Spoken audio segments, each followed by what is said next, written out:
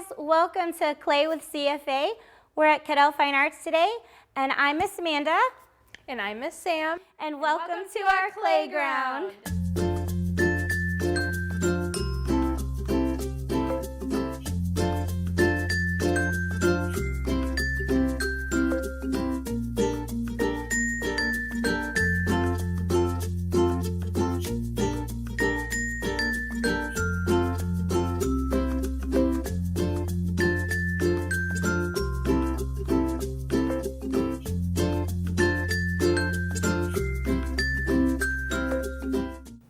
Hi guys, today on Clay with CFA, I'm going to be teaching you a tutorial on several different methods on using the coil pottery technique. I'm going to be giving you a little brief history and showing you different vessels and projects that you can create here in the studio with me, Miss Sam.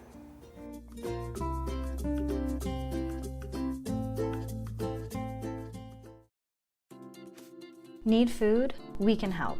The Greater Cleveland Food Bank's Benefits Outreach Department works within the community to help individuals locate food and apply for SNAP and other public benefits. Weekdays, our Help Center accepts phone calls from 7 a.m. to 6 p.m. and walk-ins from 8 a.m. to 5 p.m. Call 216-738-2067 or stop in our facility at 15500 South Waterloo Road. Our benefits outreach counselors are out in the community every day assisting with benefit enrollment and connecting the community to vital resources. Keep your eye out for our food truck, providing free, fresh produce and SNAP enrollment in the community. For more information, visit www.greaterclevelandfoodbank.org/gethelp.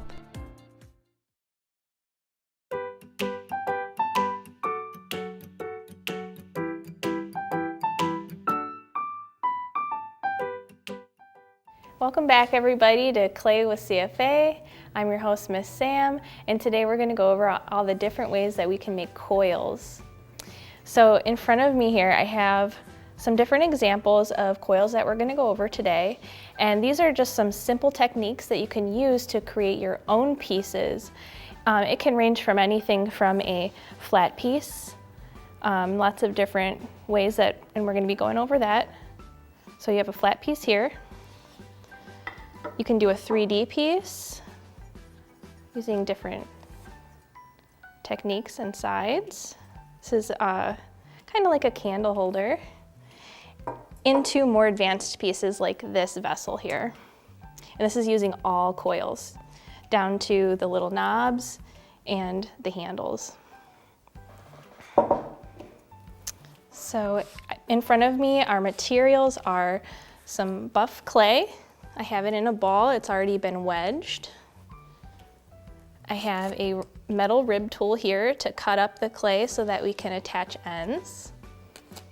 And I have a bowl here so that we can create shape with our coils. So first we are going to start with a spiral coil. And coils are a little tricky and it takes a little bit of time and practice. But once you get the hang of it, you'll be very good at doing coils. So first I'm going to start by taking some buff clay from my ball here. I'm going to squish it with my hand to kind of get that shape of the coil here. Then you place it on a table. I'm going to roll up my sleeves, and you're just going to go in a slow back and forth motion with your hand. I'm starting in the center, and I'm adding light pressure as I go. So give that a roll.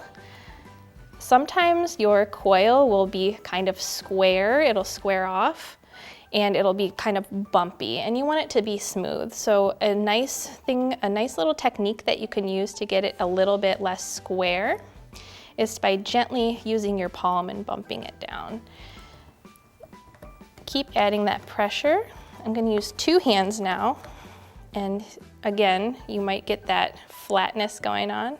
I'm just gonna go ahead and pop that and just keep rolling. And there you'll start to get, and kind of go in a fast motion, and you'll start to get it to smooth out. So see, I've got my more flat side and now it's starting to round out. So I'm gonna go over on this side And I'm gonna press and keep rolling.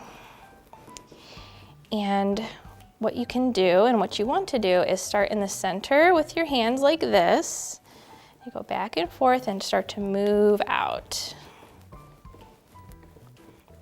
And in order to get a thicker or thinner coil, it's just going to be the amount of pressure and how long you kind of roll it out.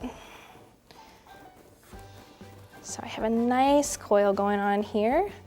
I am rolling out this end, and I'm trying to get my coil to be all one width and length here. So I'm rolling it out a little bit more on the side here. Okay, so I have a nice long coil, and we're going to start with a spiral coil here.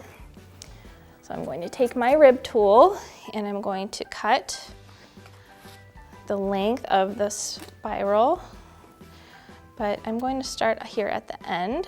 I cut that off so that's a nice flat end, and I am slowly rolling it. And again, depending on how thick or thin you want your coil to be will depend on how long you roll it out. And you may get some cracking there, but that's okay. You can use your finger to smooth it. You can use a tiny bit of water or a little bit of vinegar. Vinegar evaporates quickly, so it's not going to totally moisten your clay and make it fall apart. So since my clay is pretty wet and elastic, I'm just using my fingers to kind of smooth out those bumps and those cracks. I'm gonna cut off where I want it to be. And there you have a spiral.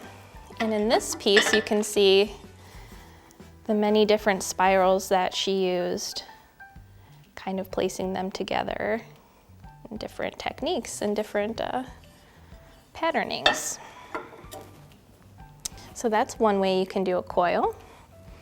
The next technique I'm going to show you is the double spiral, kind of like an S. It's very similar. So I'm going to cut off this piece. It's very cracked, and as you can see, it's just not going to work very well for what we're doing. So I'm going to set that to the side. Make sure your area is free of debris, and you're going to roll again. I'm starting on the edges, out from the middle to the edge and back again. And I want it to be fairly long since it's going to be a double spiral. So when we are doing this technique with the kids, we call them making snakes. And that kind of gets them very interested in wanting to do this project. They have a lot of fun doing that. It's one of the first things that they like to learn. So in order to do a double spiral, we're going to start at one end and we're going to do the same type of technique. We're going to roll that one side and keep going until you get it to the desired spiral that you like.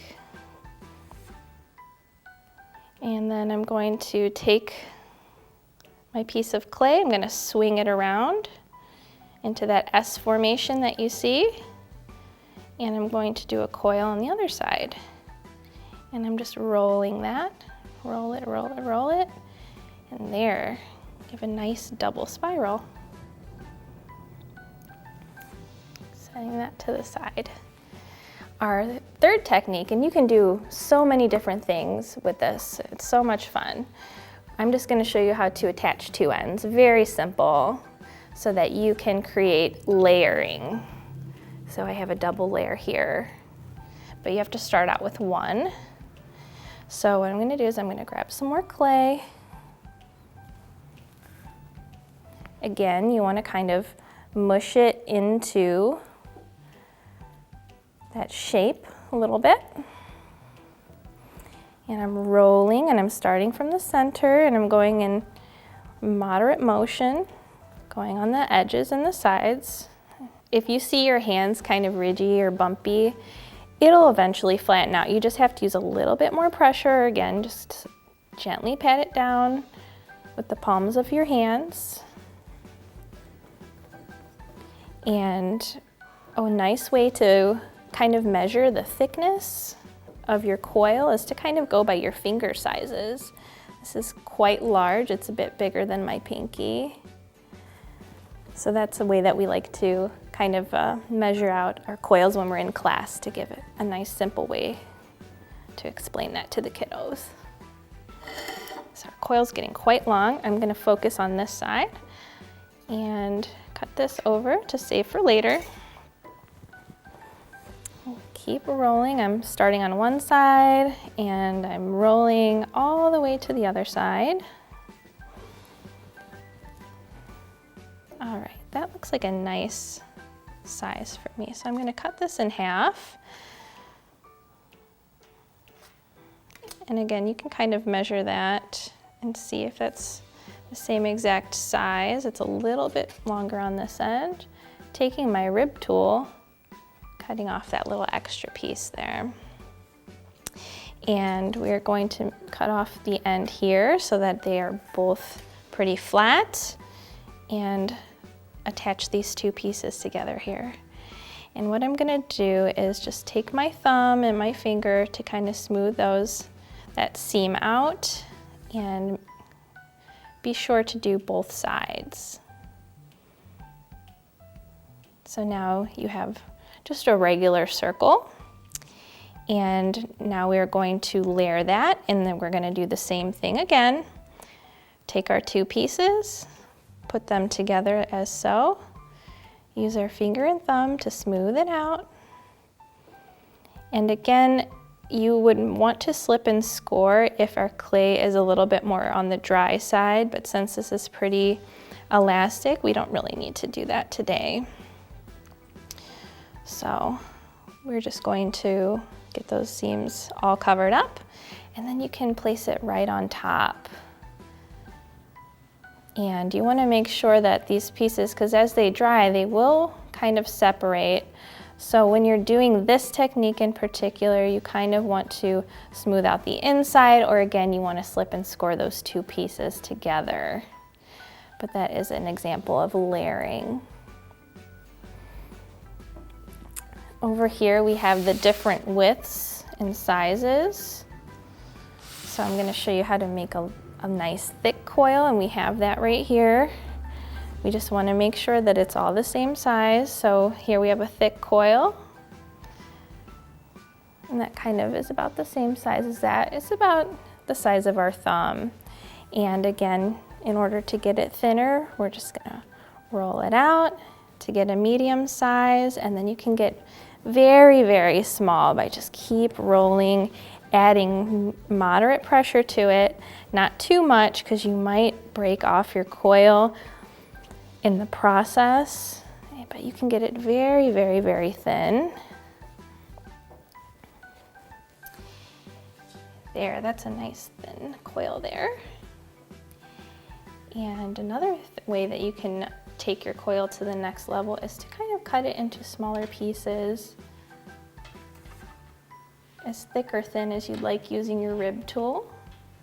And you can use these little pieces to decorate the top of a piece by adding them like so, or filling in little blanks like we have back in here in this piece. We used it to fill in these little gaps here. Lots of fun ways to do coils. Now that you know some of the basic techniques on how to create coils, we are going to kind of start building inside of a bowl here using the techniques that I showed you in front of us. So I'm going to take off a piece, and we're going to start with the center coil, and you're typically going to start with a spiral coil because that's going to really fill in that bottom piece real good. So again, you're going to take that, kind of squish it into the coil shape, and we're going to use our hands to get that nice and thin. Pat that down. Start from the center, keep going. So from my research and understanding coil making, coil pottery started way back about 4,000 years ago in Mexico. And it took a really, really long time for it to make its way to the United States. It took approximately 2,000 years for it to make its way to Tucson, Arizona. And it's still going prominent today in the Native American community. And I just find it so interesting. So I always like to kind of tie in some history when we do our lessons so that it can be a nice learning experience for everybody, because it's important to learn where these techniques came from. So I'm using my hands, and it broke off, but that's okay because we can keep using that piece. And that'll happen sometimes when you are first starting out. You're rolling and you're rolling and you're in a groove and it breaks, and it can be disappointing, but you just keep going. And eventually you get so good, you can kind of roll with a single hand.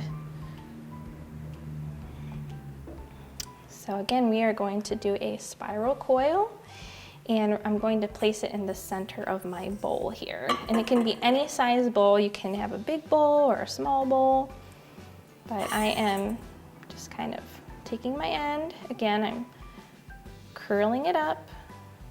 If there are any cracks or breaks, I'm gonna cover that up with my finger or go back later and really clean that up.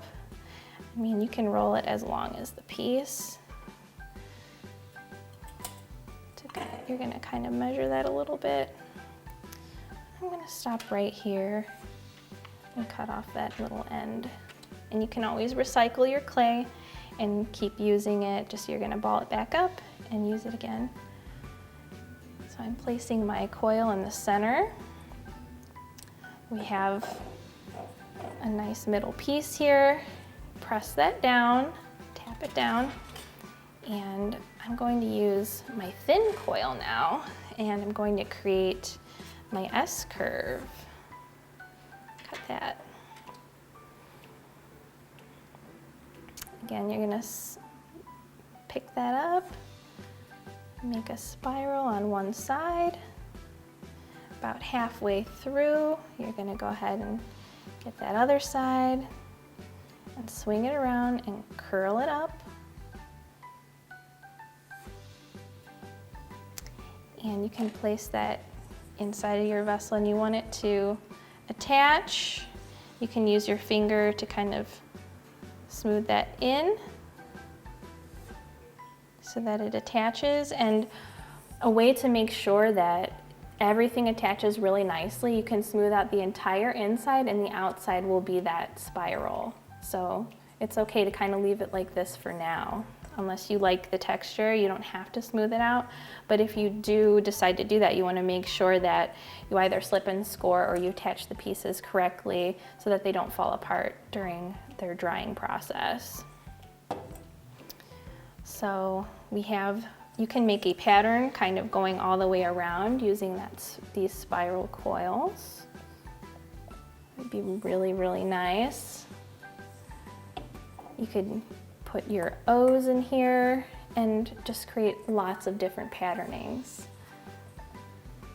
For this piece here, it was basically just doing 2 bowl coils and seaming them together to create one big vessel, and then adding coiling for the handle, and then using our little dots. So now you know how to make some basic coil pieces and different techniques that I showed you that you can apply to your own vision. And you can come over here to CFA, give us a call at 216-664-4183 to register for classes. We have open studio classes, youth clay classes, and of course an intro to ceramic class where you can learn this technique in particular as a beginner if you're just starting out and you need a little bit of extra help. Again, my name is Miss Sam, and thank you so much for joining me here at CFA.